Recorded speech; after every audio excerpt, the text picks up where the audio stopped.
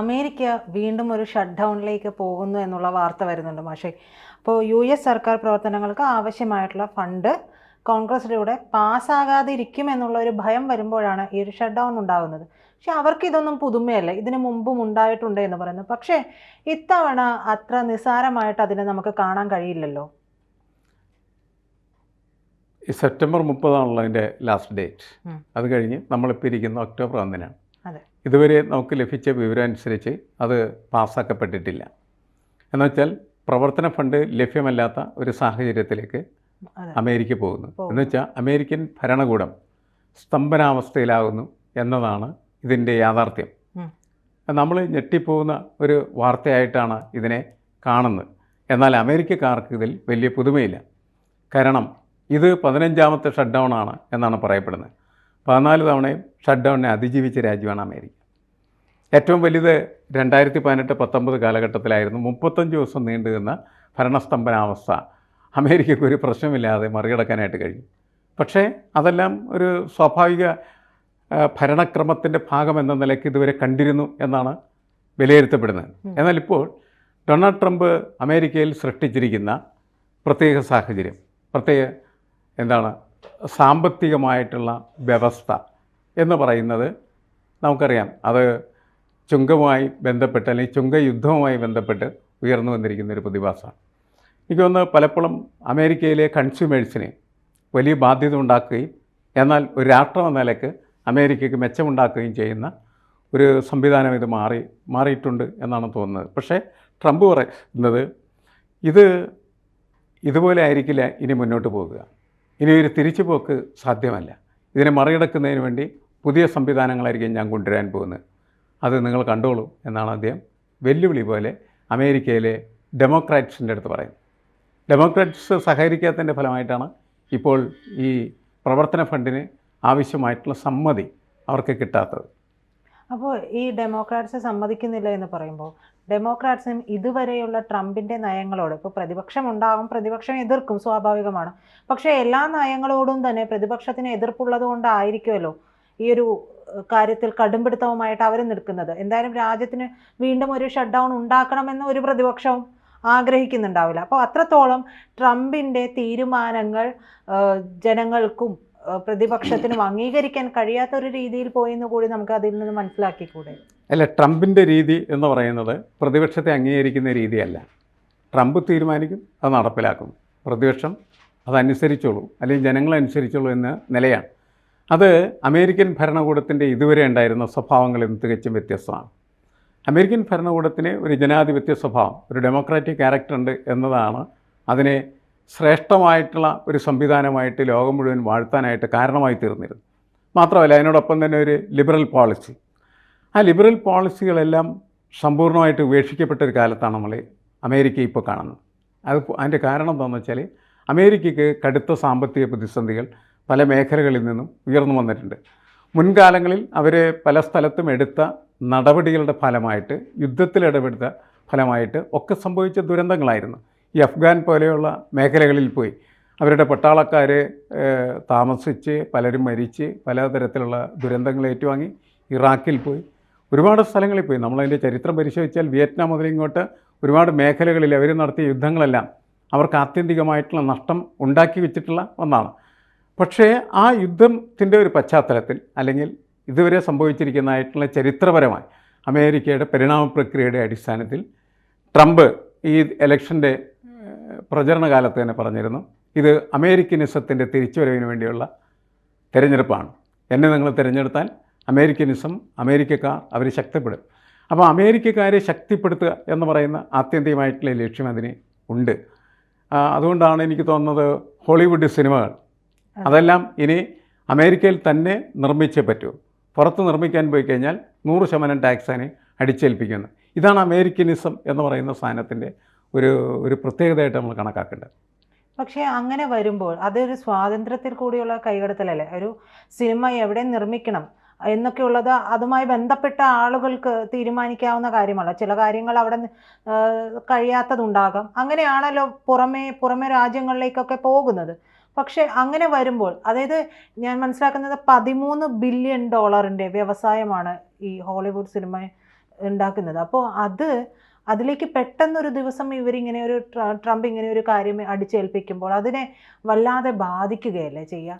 അല്ല, ട്രംപ് അവരുടെ സ്വാതന്ത്ര്യത്തെ നിഷേധിക്കുന്നില്ല. നിങ്ങൾക്ക് പുറത്തുപോയി സിനിമ പിടിക്കാനുള്ള സ്വാതന്ത്ര്യമുണ്ട്. പക്ഷേ അമേരിക്കയിൽ നിങ്ങൾ സിനിമ പിടിച്ചാൽ നിങ്ങൾക്ക് പണച്ചെലവ് കുറവായിരിക്കും. പുറത്തുപോയി നിങ്ങൾ സിനിമ പിടിച്ചാൽ പണച്ചെലവ് കൂടും. നിങ്ങൾക്ക് ഇഷ്ടമുള്ളത് തിരഞ്ഞെടുക്കാം. യു ഹാവ് ദ ഓപ്ഷൻ എന്ന് അദ്ദേഹം പറയുന്നുണ്ട്. അപ്പോൾ അതുകൊണ്ട് അവരുടെ സ്വാതന്ത്ര്യത്തെ ബാധിക്കുന്നതല്ല, പക്ഷേ സാമ്പത്തികമായി വലിയ പ്രതിസന്ധിയിലേക്ക് സിനിമാ വ്യവസായത്തെ കൊണ്ടുപോകാൻ ഇത് സഹകരിക്കും. ഈ $13 ബില്യൺ എന്ന് പറയുന്നത് വലിയ ഒരു സംഖ്യയാണ്. അത്രയും വലിയൊരു വ്യവസായത്തിൻ്റെ മേലാണ് ട്രംപ് എന്ത് ചെയ്യുന്നത്, ഓടിക്കയറുന്നത്. അതിന് ട്രംപിന് കാരണമുണ്ട്. കാരണം ഇത് മുഴുവനും ഇവിടെ തന്നെയാണ് ചിത്രീകരിക്കുന്നതെങ്കിൽ അമേരിക്കയ്ക്ക് വലിയ നേട്ടങ്ങളുണ്ടാകും എന്നുള്ളതാണ്.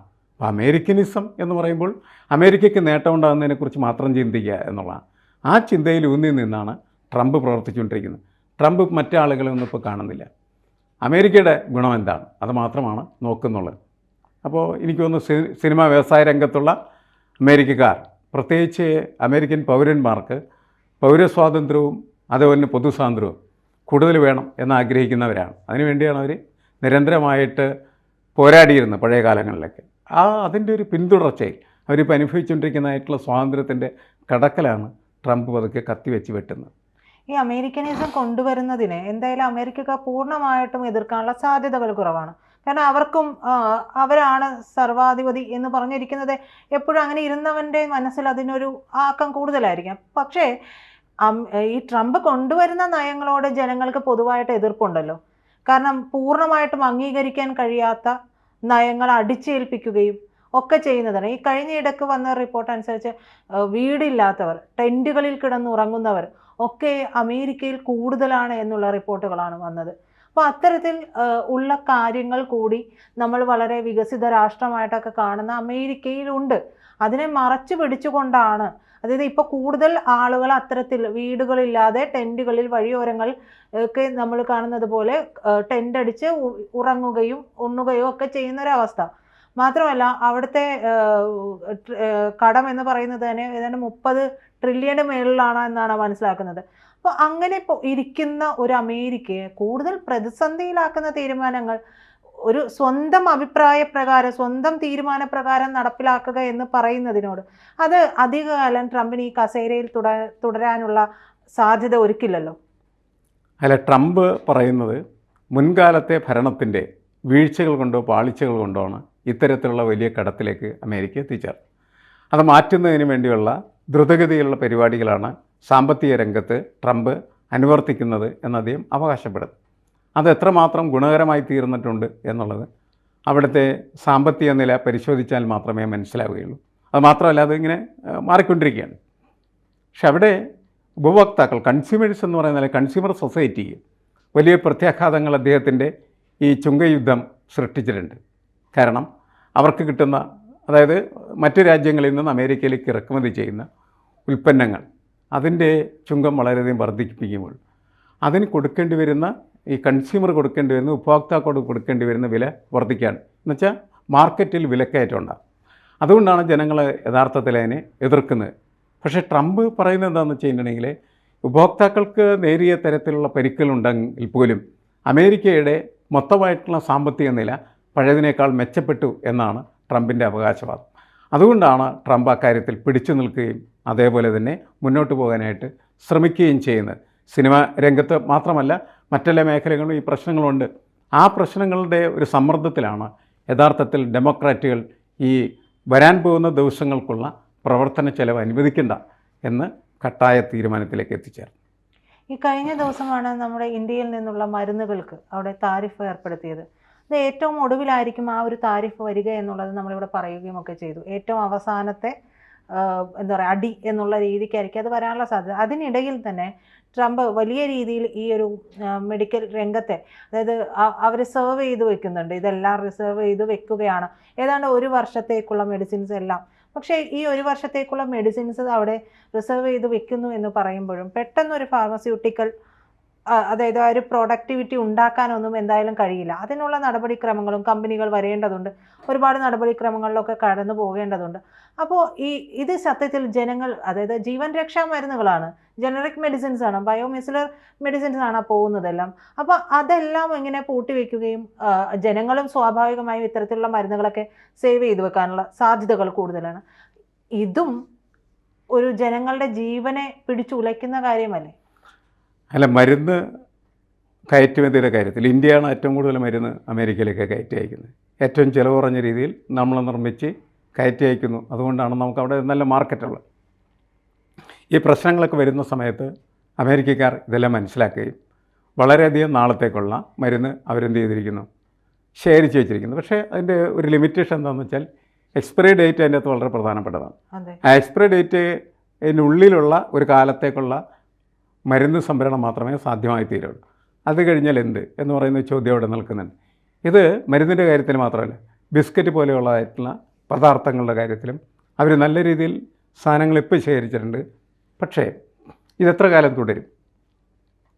അവരുടെ എല്ലാം പ്രതീക്ഷ എന്ന് പറയുന്നത് ഈ തർക്കം ഇങ്ങനെ നടന്ന്, അത് ഇപ്പോൾ നമ്മൾ നേരത്തെ പറഞ്ഞല്ലോ, 18-19 കാലത്തിൽ 35 ദിവസത്തേക്കാണ് ഭരണസ്തംഭനം ഉണ്ടായത്. അതിക്ക് മുമ്പൊക്കെ തീരും എന്നുള്ളൊരു പ്രതീക്ഷയിലാണ് മൊത്തം എല്ലാവരും ഇപ്പം നിൽക്കുന്നത്. ഇതുപോലെ തന്നെയാണ് ഈ ചുങ്ക യുദ്ധം എന്ന് പറയുന്നത്, അധികകാലം നീണ്ടു നിൽക്കില്ല എന്നവർ കരുതുന്നു. അങ്ങനെ ഒരു ചെറിയ കാലയളവിനുള്ളിൽ സംഭവിക്കുന്നതായിട്ടുള്ള മാറ്റങ്ങളൊക്കെ പ്രശ്നമില്ലാത്ത രീതിയിൽ പരിഹരിക്കാൻ വേണ്ടിയിട്ടാണ് ഈ ബഫർ സ്റ്റോക്ക് അവർ യഥാർത്ഥത്തിൽ സംഭരിച്ചിരിക്കുന്നത്. ആ ബഫർ സ്റ്റോക്ക് തീർന്നു പോയി കഴിഞ്ഞാൽ പിന്നീട് പ്രശ്നങ്ങൾ കൈവിട്ടു പോകും. അത്രത്തേക്കും പോകില്ല എന്ന് നമുക്ക് വേണമെങ്കിൽ പ്രതീക്ഷിക്കാം. ഇതിനിടയ്ക്ക് സംഭാഷണങ്ങൾ, ചർച്ചകൾ, ഒത്തുതീർപ്പുകൾ, പല പ്രക്രിയകളൊക്കെ നടത്തിയാലും തീരുമാനത്തിലേക്ക് എത്തിയിരിക്കും. നമ്മുടെ ഒരു ഔദ്യോഗികമായിട്ടുള്ള ഒരു പ്രതിനിധി പറഞ്ഞിരിക്കുന്നത് ഏതാണ്ട് നവംബർ 30-നകം ഈ വ്യാപാര തർക്കം അത് മാറുമെന്നുള്ളതാണ്. അത് നമ്മുടെ കൂടെ ഒരു പ്രതീക്ഷയാണ്. നമുക്കും വിപണി കിട്ടിയാൽ നല്ലത് തന്നെയാണ്. അപ്പോൾ ഈ മെഡിസിൻസിൻ്റെ കാര്യം പറഞ്ഞപ്പോൾ അവിടെ അടച്ചുപൂട്ടിയപ്പോൾ ചൈന പറഞ്ഞു നമ്മുടെ മെഡിസിൻസ് അങ്ങോട്ടേക്ക് അയക്കും. അവിടെയും ഏതാണ്ട് 141 കോടി ജനങ്ങളാണ്. അവിടേക്ക് നമ്മുടെ മെഡിസിൻസ് എത്തുകയാണ്. അപ്പോൾ നമ്മുടെ ഒരു ഗുണനിലവാരം കൂടി മനസ്സിലാക്കിക്കൊണ്ട് തന്നെ ആയിരിക്കണം ചൈന. അല്ല, അത് ഒരു ഷിഫ്റ്റ് മാത്രമാണ്, മാർക്കറ്റ് ഷിഫ്റ്റ് മാത്രമാണ്. എന്തായാലും വളരെ പെട്ടെന്ന് ഈ കാര്യങ്ങളെല്ലാം പരിഹരിക്കപ്പെടും എന്ന് പ്രതീക്ഷിക്കാം. കൂടുതൽ വാർത്തകളും വിശേഷങ്ങളും നിങ്ങളിലേക്ക് എത്താൻ ABC മലയാളം സബ്സ്ക്രൈബ് ചെയ്യുക, ബെൽ ബട്ടണും അമർത്തുക.